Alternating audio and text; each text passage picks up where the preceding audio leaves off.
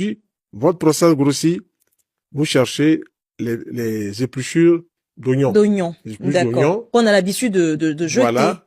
On jette, on ne faut plus jeter maintenant. On va plus jeter les épluchures. On peut jeter les épluchures d'oignons. Et vous mettez à peu près cette quantité-là dans un litre d'eau chaude. Et vous mettez cette quantité d'eau chaude, vous laissez tremper, vous ne faites pas bouillir, vous laissez tremper. On fait pas bouillir, on laisse juste tremper dans l'eau chaude. D'accord. 15 minutes, c'est bon. Un verre le matin, un verre l'après-midi, un verre le matin. 2 mois, la prostate commence à devenir toute jeune. D'accord. Parce qu'il y a plein d'éléments dans l'épluchure d'oignons qui agissent directement sur la prostate. C'est ce que les recherches scientifiques ont montré. D'accord. Et je voulais aussi montrer le manioc qu'on trouve sur les marchés et tout ça. Pile notre foutou, les gens prennent on le en foutou fait et tout ça, plein de choses. manioc. Sa particularité, quand on va le faire bouillir, on ne ferme pas la casserole. On laisse la casserole ouverte et la vapeur va partir avec l'eau qui s'évapore et tout ça. Quand c'est cuit, il y a un principe actif dans le manioc qu'on appelle l'amylidine qui va s'exalter. Et celui qui mange un morceau de ce manioc à midi et le soir, il peut manger son repas après. Au bout de 2 mois et demi, il refait aussi sa prostate. Donc, voilà des petits secrets. Donc, rien qu'avec des épluchures d'oignons et voilà. de manioc, et puis le manioc, on peut retrouver sa santé au niveau de la prostate. On rend sa prostate toute neuve. Et voilà, j'espère que les téléspectateurs ont trouvé réponse justement à leurs questions. Le pollen, la gélule royale, la propolis. Le pollen, la gélule royale, c'est 2 produits.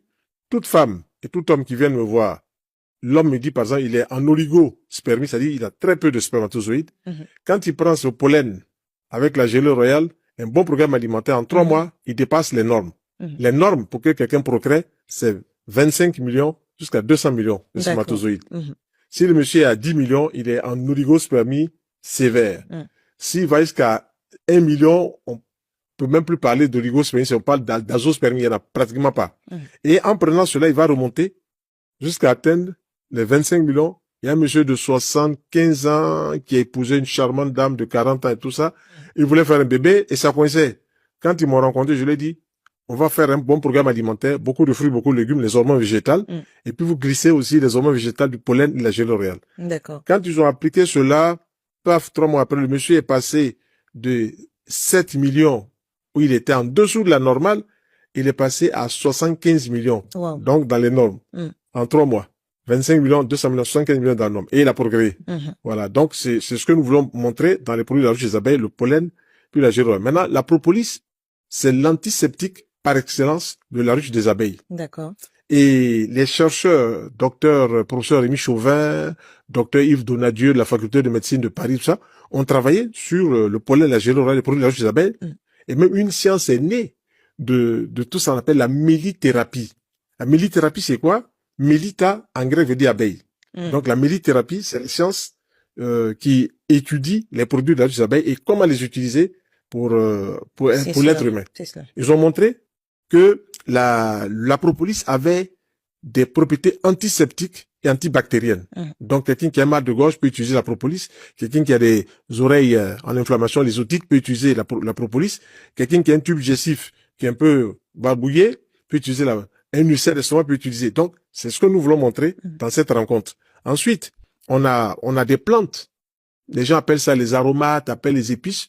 Je vous ai donné quelques-unes. Et on en a voilà, juste ici. Pour montrer comment est-ce que ces produits-là qu'on trouve dans les supermarchés ont des propriétés médicinales. Mais on ne sait pas. On ne sait pas. Et donc, on utilise la plupart du temps les épices pour relever un peu le goût de nos plats. Pourtant, et ces épices-là ont des bénéfices. Nous, on veut montrer que ces produits-là, on peut les utiliser pour soigner. Je prends par exemple dedans la noix de muscade. La noix de muscade, mais une noix de muscade écrasée dans un verre d'eau chaude, une femme qui a des règles douloureuses, qui boit un verre toutes les heures, les règles douloureuses s'arrêtent au 3e verre. Voilà, c'est fini, il n'y a plus de règles douloureuses. Voilà, donc c'est cela les choses, la noix de muscade. Le girofle aussi, toute personne qui a des flatuosités, le tube digestif, on a mal mangé, tout ça, en buvant le girofle en infusion, une petite cuillère pour 2 verres d'eau chaude, chiam, toutes ces imperfections digestives là disparaissent. Et ça aussi, le girofle, quand on l'utilise chez une femme qui veut accoucher, la femme qui va boire un verre de clou de girofle, peut-être toutes les 3 heures de temps, au bout de 3 jours, elle accouche. Il peut pas avoir de difficulté, il peut pas avoir de problème. Si la tête est présentée devant le corps de l'utérus, il n'y a pas de problème. Mais si c'est le siège de l'enfant qui est posé là, il faut faire une césarienne. Voilà. Et les gynécos sont mieux placés pour gérer cela. Donc, le clou de girofle, c'est pas seulement pour mettre dans les sauces ou bien pour se parfumer, mais ça a une action thérapeutique. Donc, je dirais action pharmacodynamique. Donc, il faut voir comment